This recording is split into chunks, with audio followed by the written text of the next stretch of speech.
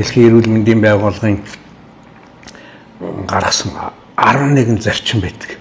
Эрэгтэн эдэр шилжүүлэн суулгах эмчилгээнд орох байгаа бүх эмч эмнэлгийн ажилчид энэ зарчмуудыг баримталж ажиллана гэдэг. Нэгдүгээрт нь. Хоёрдугаарт нь 2008 онд Турк улсын Стамбул хотод батлагдсан Стамбулын тунхаглал гэж юм байдаг. Тэр нь бол ямар тунхаглал байдаг вэ гэхээр эрэгтэн эдэр шилжүүлэн суулгах эмчилгээнд оролцож байгаа эмч эмнэлгийн ажилчид болон бусад хүмүүс хүн болон хүний эрхтний 8-ны эсрэг тэрэнд ямар нэгэн байдлаар тусалж дэмжих үйл ажиллагаа явуулахгүй. Эмчилгээ хийх гэж байгаа хүмүүсийг тэрний өвчин зовлонтой байдлыг ашиглаж ашиг хонжоо олох байдлаар ашиглаж болохгүй гэдгийг ингээд заад өгсөн.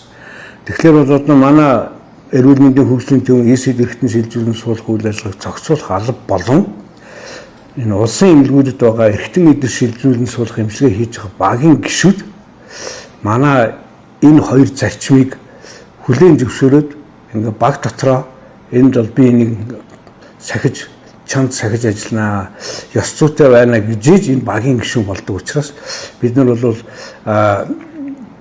энэ тал дээр бол эргэлзэхгүй байна. Гэхдээ мэдээж ажил хийж байгаа хүнд алдаа гарах асуудал байдаг.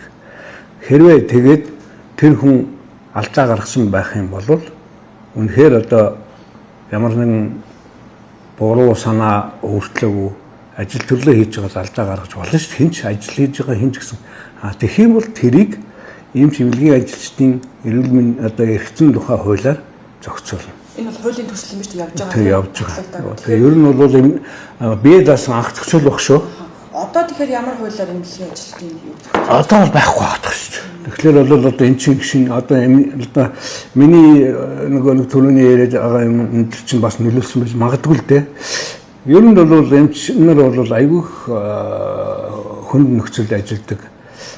Байшаагаал асуудалд гэр бүлийн талаас нь яадаг хүн бол хүнийг эмчлэхийн төлөө явж байгаа л тэгэл энд дүү асуудалд орчоод байдаг. Тэгээ тийм учраас тэрийг эмчнэрээ хамгаалах, эмчнэрийн эрх ашигыг хамгаалдаг ийм хуультай байя гэдэг ингээ бие даасан хууль болж байгаа байхгүй юу? Тэгээд ихэвчлэн батлагдаад энэ хууль батлагдаас бас тэгэлгүй баха. Тэгвэл өнөөдөр бол эмч эмнэлгийн ажилчид бол яг нэг мис заслаа хийж байгаа хүн, утга бариад мис засал хийж байгаа хүмүүс бол их л айцтай байдаг шүү дээ. Би өөрөө тэр мис засал гэдэг юм чинь олон жил хийсэн. Гэхдээ ер нь бол орж байгаа сэтгэл нь энэ хүний амь насыг аварна гэж орж байгаа болохоос энийг алдчих үдэ гэж айж ордгоо байхгүй. Энэ хүний амь насыг аварнаа л гэж ордгийн. Тэрнээс биш ингэж байгаа хэрэгт орчих үдэ гэж бодож ордгоо шүү дээ. Тэгэл залуу ахт ч тэнэгч байсан юм уу. Тэгэл дайрал ороод тэгэл гардаг байсан. Тэгээд манай энэ залуу үеч гэсэн бас тиймэрхүү л байгаа. Ер нь бол энэ ажлыг хий энэ хүний амь насыг аврыг. Бидний ард талд энэ хүнийг яагаад хийж байгаад нэг хохирооч юмсан гэсэн ийм хорон муу санаа бол ямар ч хүний эмчийн тангар хөргсөн хүмүүсийн сэтгэл дотор яаж тийм байна гэж хүмүүс төсөөлж байна. Тэгээд нэг үг өгдөө. Хүмүүс хэрэг өөрөө бохирдсан байна. Тэрнтэйгээ адилтгаж бусдыг тэгж боддог байхгүй. Оросууд хэлдэг. Человек думает по мере своей испорченности гэж. Тэр хүн өөрөө хэрхэн бохирдсан байна. Өөрөө ямар муу юм хийдэг байна. Тэрнтэйгээ адилтгаж бусдыг боддог байхгүй. Би ингэдэг юм чинь бас л ингэж байгаа байх та гэж боддог байхгүй. Тийм юм эмч нар дотор байхгүй. Эмчнэр бол тангар горгоод, совилогч нар тангар горгоод хүний эрүүл мэнд амь нас тэр үтэл дайн болж исэн ч гэсэн манай нэг цэргийг буудаад алдсан хүнийг ч гэсэн хүртэл амь насыг аврах гал шахацсан бол ингээл байж идэг кино мань зөндөөл юм байна шүү дээ. Тэгэхээр бол тэнд бол энэ дайсан энэ манайхав гэж боддгоо. Энэ бол энэ хүний амь насыг аврахын төлөө явдаг. Тийм агуух сэтгэлтэй агуух ёс суртахуунтай хүмүүс энэ эрүүл мэндийн салбарт ажилладаг. Тэгээ би бол шавнартай юу гэж хэлдэг вэ гэхээр сайн эмч байхын тулд сайн хүн бай гэж хэлдэг. Сайн хүн байж сайн эмч болдог. Хүний өвчнийг өөрийн өвчин юм шиг ойлгож мэдэрчиж тэр хүнийг эмчлэх юмсан энэ хүний төлөө санаа зовж шөнө оройгоо бодож өнөөдөр мис засал хийчихэд хаяад явцдаггүй оройд ирж үздэг маргааш өглөө эрт ирээд үзээд боолтын солилцог ингэж тэр хүнийхээ төлөө зүтгэдэг байх хэрэгтэй байхгүй.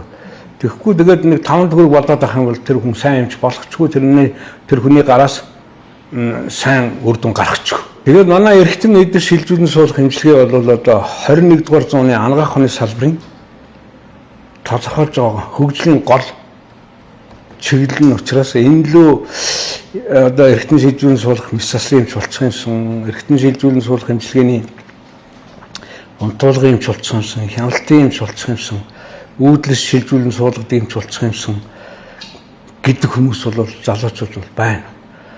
Ер нь бол тэд нар бол сонгосон мэрэгжилдээ үнэнч тэрэндээ дуртай учраас л энэ одоо цаашлаа суралцсан явъя гэсэн юм байна. Тийм учраас Монгол залуучууд бол хэл ус сайтай болж байна.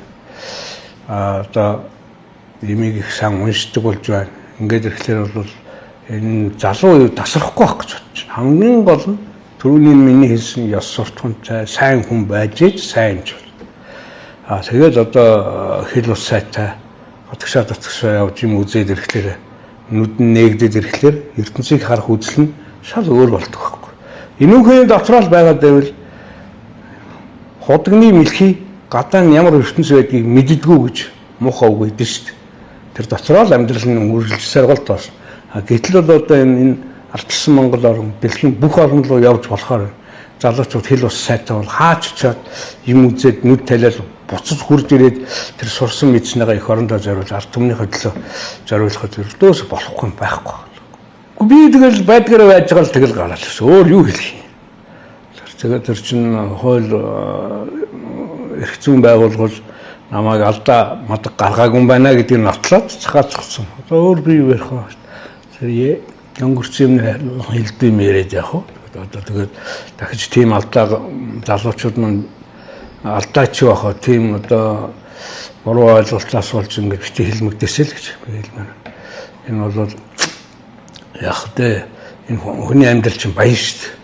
Дандаа л магтуулаад ингээл гоё байдгүй шүү дээ. Ингээл яшаа тасан зүрхний хвчлэх шиг юм байгаа шүү дээ.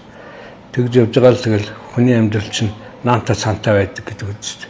Гэхдээ мэдээж ийм дандаа юм стабилний юм доктортай байхыг хүсч л амьдрах хэрэгтэй. Өөрөө зөв мөртэй байх хэрэгтэй, зөв юм хийх хэрэгтэй. Нөгөө нэг дуу байгаа үст. Зөв явбал зөөлөн замбуулан. Ердөөс зөв л байх. Зөв байвал энэ хорвоо ертөнцийн дээрээс ч өнө доороос ч өнө хажуугаас ч аав ээж ханижил өөр хүүхдүүд чинь найз нөхд чинь дэмжиж явна. Дээрээс одоо бурхан тэнгэр маань хараад явна. Энэ учраас хүн зөвл байх хэрэгтэй. Ямар ч ардталтай хормоо санаагүй хийх ёстой хийгээл явж явах болно. Тийм учраас Монгол улсад хүн болж төрөөл хийх ёстой ажлаа хийгээд талхалж идэх маш олон арга байна. Талхалж идэх маш олон арга байна. Гэхдээ би одоо нэг дуртай үг хэлж эх орноо зарж ард түмнээ худалдаж талхалж идэх шиг навшин байхгүй тэр